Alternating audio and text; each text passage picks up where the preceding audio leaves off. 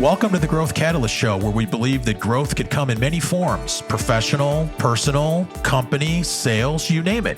I'm your host, Dan Mahoney, founder of Transcendent Sales Solutions and a guide to a world of growth possibilities. I've spent my career empowering companies and their people with strategies that accelerate growth. I'm here to bring you stories of these business leaders and their trusted advisors to gain insights into their journeys and learn how they fuel their own growth. Just maybe their journey could become part of your own growth story. Are you ready? Let's grow. Welcome to the next episode of the Growth Catalyst Show. I'm your host, Dan Mahoney, and I'm so excited to have my next guest here today. Don Bravaldo is the president of Bravaldo Capital Advisors. He leads a boutique investment banking practice serving privately held and closely held family businesses that are interested in planning and executing exit strategies, achieving growth through acquisitions, or seeking access to debt or equity capital to achieve their corporate strategy. Don, welcome to the Growth Catalyst Show. Well, thank you, Dan. Good morning to you. Good morning. Glad to have you here today. I've known you so many years, and I've learned so much even more about you as I've done some research getting ready for our discussion today. So I do know you're from Alabama, correct? You grew up in Alabama, correct? Actually, small correction. I am a Georgia native. You are? Okay. The heart is over there in Alabama, in Auburn, Alabama these days, where my mom and dad re-retired. So Auburn fans, okay. True and true. So you are a Georgian. So, there's been recent news. So you are not like in sorrow about Nick Saban retiring at this point. There might have been a little party at the Bravaldo household, considering the new recruiting class that's likely to show up. So yeah, but I did grow up in Southwest Georgia. That's really always home for me. A little town called Albany, Georgia, and you got to say it like that, not to be confused with Albany, New York, of course. The most other famous person I know there, other than Paula Deen, I know from Albany, Georgia. Man, that's some good cooking, and actually grew up with one of her sons. So it's been fun to watch how mom has done with that business. That is awesome. So when you went to Auburn, you right out of the bat decided that accounting and being an accountant was kind of what you wanted to do, correct? It was by default. I had a dad that had been in manufacturing, had an engineering background, and he basically said, son, if you're not willing to go through the calculus and the rigorous engineering program at a football school, the next best thing is going to be to pick the hardest thing in the business school. So that happened to be accounting, and the language of business is how he, as well as other business leaders that he introduced me to, put a description of accounting, which sounded good to me. Also, the fact that it could lead to so many different things later on in your business career. When did you make the decision, I'm going to go audit versus tax? When did you kind of make that decision?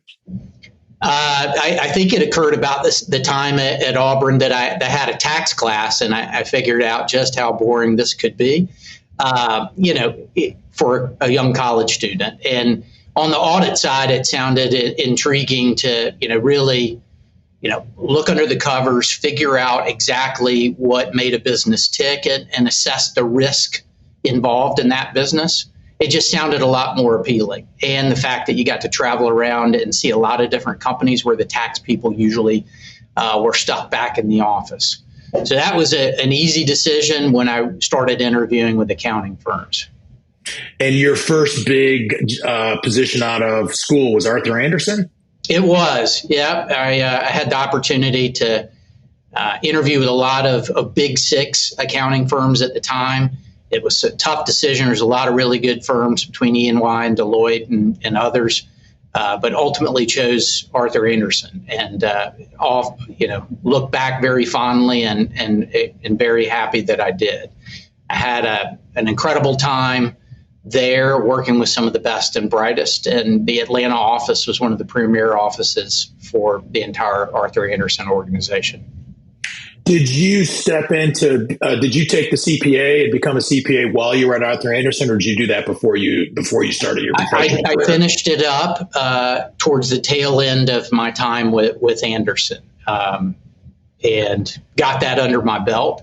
And I think, when I describe the difference between the two, focusing a little bit on, the earlier business career in auditing, at Andersen, I had some of the biggest blue chip public company clients. But as a junior auditor, it was really hard to see, any path to making a difference. When you get stuck auditing cash for an entire month at a Delta Airlines or a Georgia Pacific, for a pretty young entrepreneurial-minded guy, it was a little bit torturous. So I very quickly realized that while I really enjoyed, the incredibly talented and gifted, intelligent folks that I was with at Andersen, that the client base, really didn't suit my background. And, ultimately decided to make a switch. And I ended up at a regional accounting firm called Bennett Thrasher, where I served closely held family-run businesses, not small businesses, certainly businesses of size and scale, but nowhere near, what an Andersen client would be. And found that, that was really the kind of client that I enjoyed working with. And truly, over time, in the first couple of years, really became a meaningful advisor to my client base there at Bennett Thrasher. Many individuals in your position take that route of, I'm going to be a partner at a CPA firm and I'm going to continue that's the track. But you took a whole different path. How did you decide that M&A advisory was something that you really wanted to get into? Well, not to get too boring on the accounting front, but there's a technical organization that really leads accounting called FASB. And it seemed like every year they were making things more and more complicated, which for a guy that hated being chained behind a desk meant the increased amount of technical responsibility equaled less fun. And so right about the time I realized that the longer I would stay in audit, I would probably do less advising of clients. I had a recruiter come along and just present a job opportunity to me, Dan, to make an entire career switch and join a public company's merger and acquisition team and travel around the country buying businesses. And that, to a young guy, single, pre-9/11, sounded pretty appealing. And so I jumped at the chance. So you started working at a larger firm, a public firm. I didn't know that. Yeah. Hanger is still around today. It recently, I think within the last year, became a private company again after, decades, when a big private equity group took it private. But it had been a public company up until last year. And they are one of the larger niche healthcare players that you've never heard of until something goes wrong. They are the leader in providing orthotic and prosthetic services, as well as distributor of those products in the country. And so my job as a young M&A manager and director was to travel around the country and spot target companies that we wanted to acquire, and approach those companies, build relationships, value those businesses and negotiate and extend offers, and then kind of manage the due diligence process. And, I didn't just start on day one doing that. I had a fantastic boss, best boss I've ever had in my business career, take me under his wing and really show me how to do what we were doing. And this was, the mid to late 90s when the current consolidation and roll-up craze that's going on right now in America, driven by private equity, really was unheard of. And so we were busy consolidating a mom and pop industry in the orthotic and prosthetic industry. Almost every one of these patient care service organizations was owned by a private business owner. And so along the way, during the 3.5 years that I worked at Hanger, I just saw some fantastic businesses that those owners had built over their careers and their business lifetimes, sometimes multi-generations. And when it came time to exit, they knew to pick up the phone and call the biggest player in the industry. But what they didn't know how to do was prepare the business for sale. They didn't know how to create competition. They didn't even know the first thing about maybe hiring an advisor to be on their side. They'd have a good CPA or a well-meaning attorney that had been with them over their, over the corporate history of the organization. But those people, great professionals that they are, it's not their job to do M&A transactions. And here we were, a big public company with all the resources, buying, probably 10 or 15 businesses each year. We knew what we were doing. We knew how to, provide great returns to our shareholders. And really wasn't my job to point out, hey, if you'd only done X, Y, or Z. And I mention all this because not to shortchange that time at Hanger. I'd probably still be with them today because of the wonderful patient care work that we did, helping, for example, veterans that have lost a limb overseas, fighting for freedom and protecting the United States. Loved what they did. Hanger just got into some financial difficulty and hit a rough patch, and they had to suspend the M&A program. And so, I had a corporate career that I guess is on par these days for where society is. But back then, 3.5 years was a short corporate career. Mm-hmm. But I was, I guess, bright enough to see that there was a business opportunity. And somewhere in the marketplace around $100 million transaction size, there are plenty of really professional advisors that will help a private business owner, get a business ready for sale. When you get up into the, hundreds of millions of dollars in public company world, you got plenty of investment banks that'll do those M&A transactions. But as you go south from 100 million and certainly below 50 million, there's really a desert of advisors that are professional, that are competent, that are willing to roll up their sleeves and work with that size business to help that business owner achieve their goals. And so I saw a market opportunity, and as early as 2000, I've been advising private business owners and assisting them with either preparing for or, most importantly, executing on their exit strategies, primarily merger and acquisition and selling to third parties. So let's fast forward a decade to 2011. What was the decision, or what was in your thinking about starting Bravaldo Capital Advisors and going out on your own?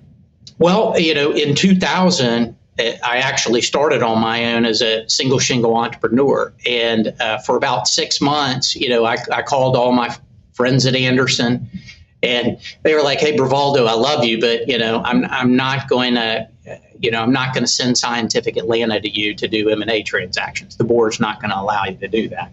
And then I would call my old partners at Bennett Thrasher, and they would say, well, look, at the size we're at right now, we usually only have maybe 1 or 2 clients each year that we find out want to sell.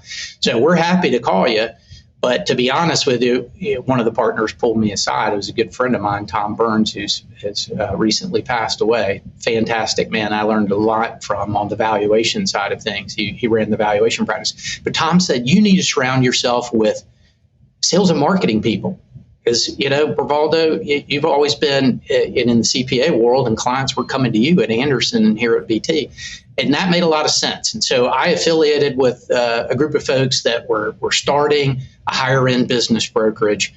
And my goal was to run and build and run the large transaction practice there. And so I did that. So for, I guess, a period of around 6.5, 7 years, I built that organization with that group of partners, a couple of folks that were and still are icons in the industry, Sarah Bird and Chet Walden, founder of that business. And, I became a big piece of that business, and it just made sense 7 years in to split off and really focus solely on boutique investment banking level of service for clients that, are anywhere from, minimum of 10 million in annual revenue to 300, transaction sizes of 200 million or less. And so that was hard to do within kind of a business brokerage organization that was trying to serve both small business and a little bit larger. So 2010 was that catalyst year for me. I think I would have done it sooner, but the Great Recession got in the way. And I guess it was a little bit intelligent in that I said, look, if nothing's going on in M&A, I can either, stay where I'm at and trying to, help this firm, make a little bit of money and defer overhead, or I can go out on my own and make no money and share all the expenses. So I did wait a couple of years during the Great Recession, and probably one of my least favorite times advising private business owners, because most of the M&A work was distressed work. Right. But we did what we had to do. And we helped a lot of business owners out of some real jams and personal guarantees with their banks while we sold their business assets and helped them recover as much money as they could. Let's take a moment for a quick word from our sponsor.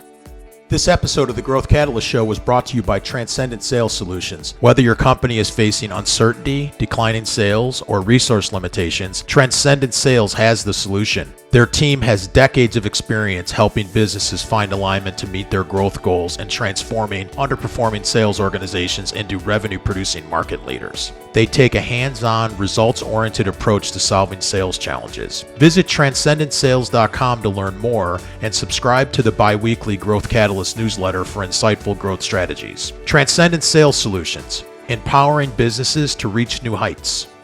And now, back to the show. I've got to know you very well the last 5.5 years, and I've seen Bravaldo Capital grow exponentially. Talk a little bit about some of the things you've learned along the way for being a successful entrepreneur like yourself. Sure. So our origin really was 2010, and that's when we announced things to the world. And it has been slow and steady growth for the most part. And then big growth spurts. But that's our business, Dan. I mean, our business is highly dependent on, large transactions, small volume. And so, I've been committed to growth and I've done that, bootstrapping the business and not bringing in outside capital or investors. And so typically when we have done incredible work for some of our larger clients and had outstanding outcomes, we've set money aside to go hire people and, had a good cycle that continues to be virtuous and feed on itself. And so I've been excited about growth, and the key ingredient in that always comes down to people, right? I've been very blessed to have incredible people work with me, both as alumni now and as the current team. Our best assets walk out the door every day. And so, our clients are really benefiting from having an outstanding, dedicated team of professionals, many with a lot of experience, or junior people are working as a team with our experienced folks. And, the best way to describe our business in terms of professional services, we really are like a SEAL Team 6. We will train, get a business ready for sale, and then we'll execute on a competitive auction style confidential sales process. And to really do it to the extent that we do, it requires working as a team. Typically, we've got 3 or 4 individuals working on each one of our projects, and each one of our team members are willing to put in 80 hours a week and do the sprints when necessary to have a successful transaction and to drag things across the finish line. What are some key factors? I mean, I know you work with a lot of business. What are those key factors that really are going to contribute to the success of a successful transaction versus a not so successful transaction? Well, a portion of it is just, being in the right place at the right time. Timing's everything, right? And so, but you got to have a good business to start with. You can't have a bad business and just get lucky. I guess some people can do that by, maybe having some intellectual property and being in the right spot at the right time. But for the most part, I tend to come across business owners, who spent a career, and whether they're young entrepreneurs that have put in, the hours and put in, 10 years of hard work and blood, sweat, and tears, or whether it's, a second generation or a third generation family business that have put their life into it, but yet the kids don't want to be the fourth generation. In both cases, there's a good underlying asset that has been painstakingly built. And so, some of the qualities that we are looking for, or, if they're not present, what we recommend, if the timing doesn't need to be now, to build into the business. I think the number one thing I see at the smaller end of the clients that we serve is customer concentration. And that's one of the number one value detractors for a business, for a buyer, is recognizing that there's a 10, 20, 30, 40 higher percentage customer that if they leave, what business do you have? And a lot of business owners don't understand that. They've had a relationship. Maybe their customer, started the same time they did. They've grown up in business together. They're never going to leave us. But a lot of those ties, relate back to that business owner who now wants to retire or exit. And so, you and I, Dan, have worked together when we come across those opportunities to get you in there to really help that sales team start to diversify that customer base. Mm-hmm. It'll make it a lot easier to sell, and it'll make it a more valuable business. So that's probably the number one thing. And then I would say, smaller companies, they're financially immature. They focused on, having a great product and a great service and a great team, but they're not run like a public company.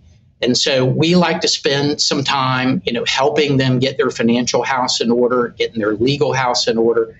Because in today's M&A market with the professional buyers, whether they're private equity or whether they're strategic corporate buyers, I'm telling you, it is a very, very intensive data-driven process.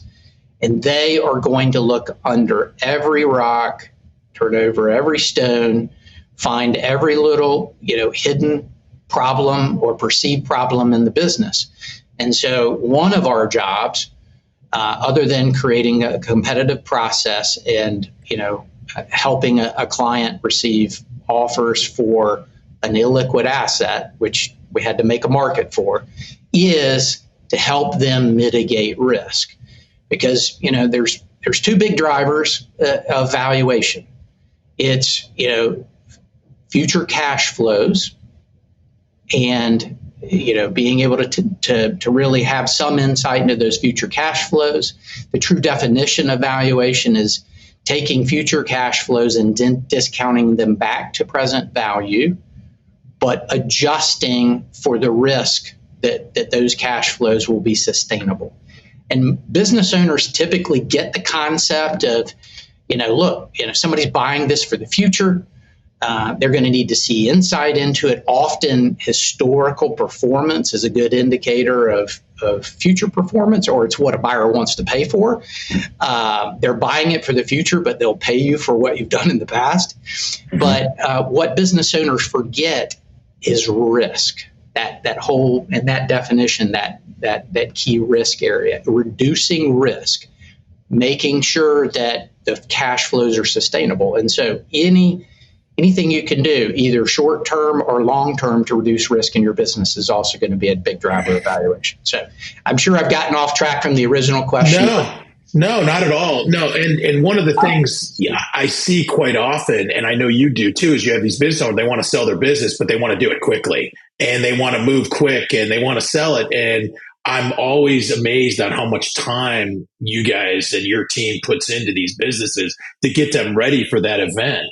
What are some things businesses could start doing as like, hey, I'm thinking about selling my business in 3, 4, 5 years. What are some things that, a few tips that they can start doing right now to help maybe mitigate that risk actually?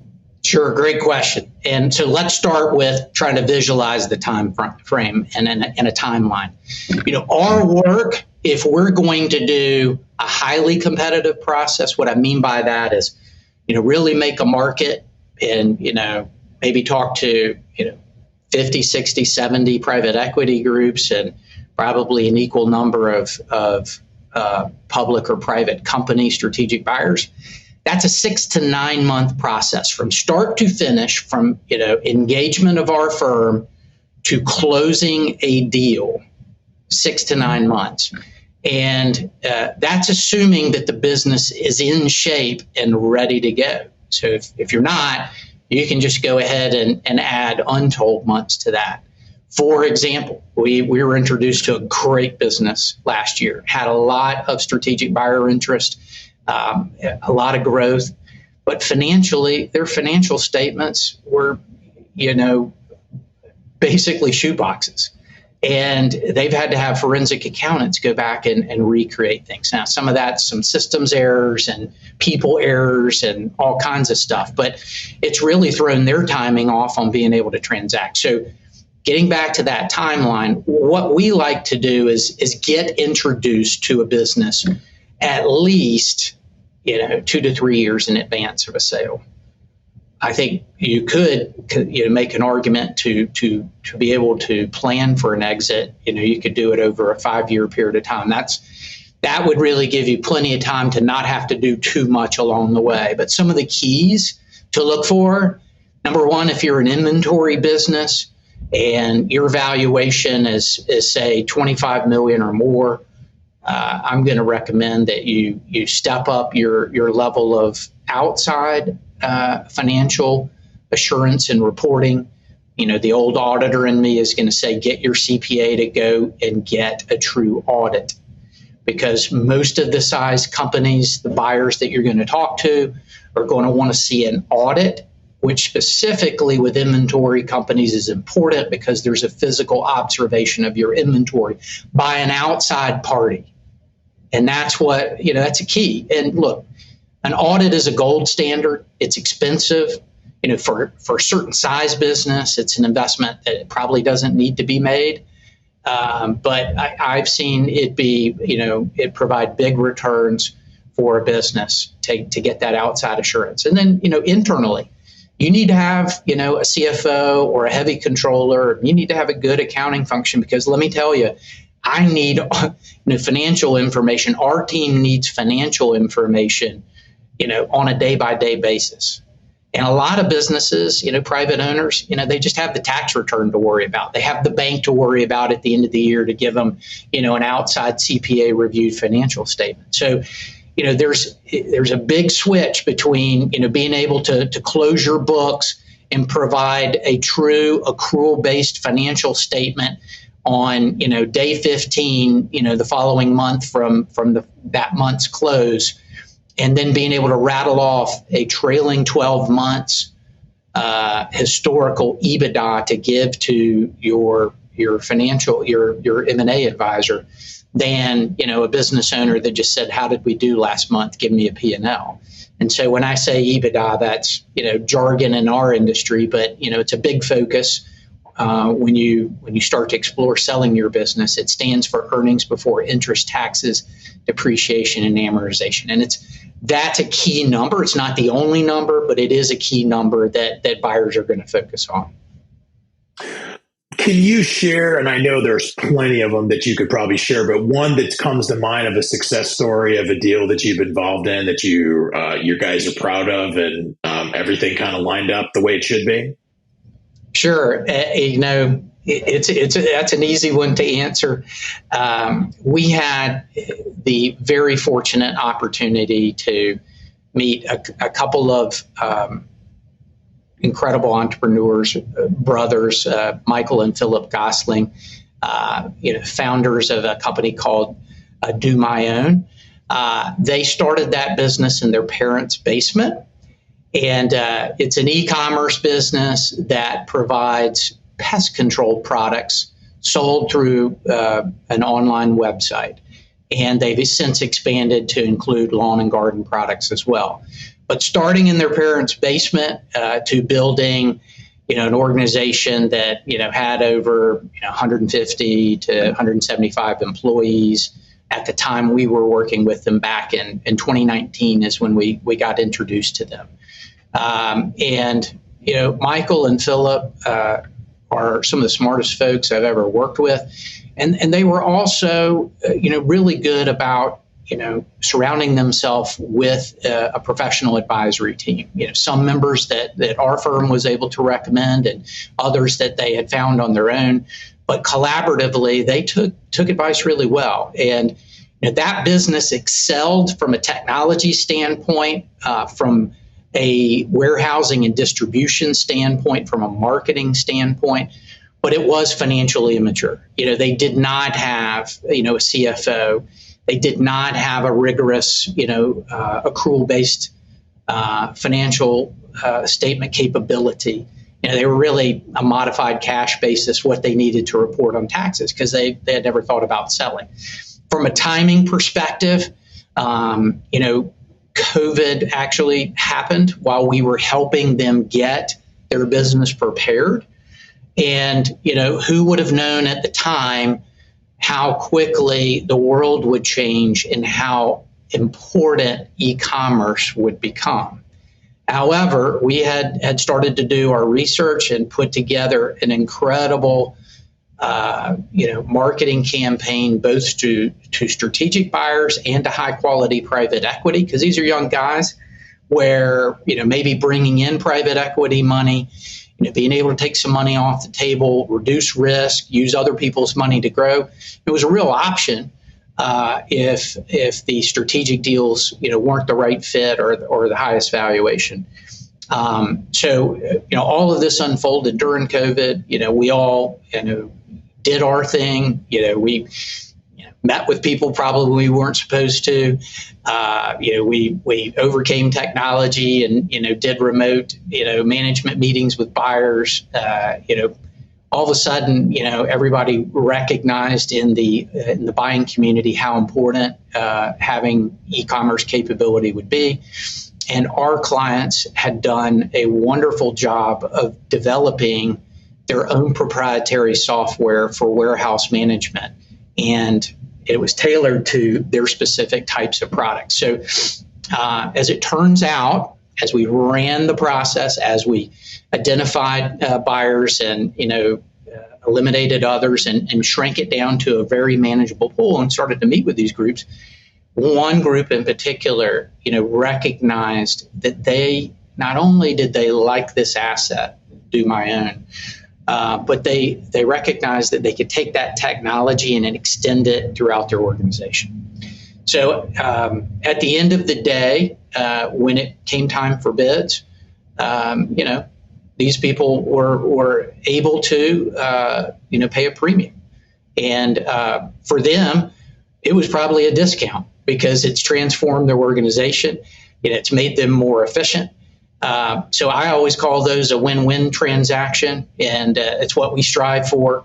But our clients certainly had a win, and they were just incredible to work with. In some high-pressure situations, they were willing to crack a joke. We were willing to crack a joke. We had a lot of fun together, and we had a terrific outcome. And I think that I can't tell you that every project we undertake, has that kind of financial outcome. But for the most part, everything that we commit to, we're going to do our job, which is to make a market and to give that business owner, give them buyers that make offers to buy their business. And I can only think of one time in a 24-year career now of doing this for private business owners, providing M&A advisory, during the Great Recession, where we didn't get an offer for our business. Now, notice I didn't say that every offer we get is going to be something that our business owners are excited about. So, and that's the key, right? Yeah. Well, Don, this has been a really great conversation. The last question I have for you is, if somebody's interested in learning more about Bravaldo Capital Advisors, what's the best way to check you out and find out about you and contact you? Well, the easiest way to get in touch with us is check our website and, give us a call. We've got our numbers listed.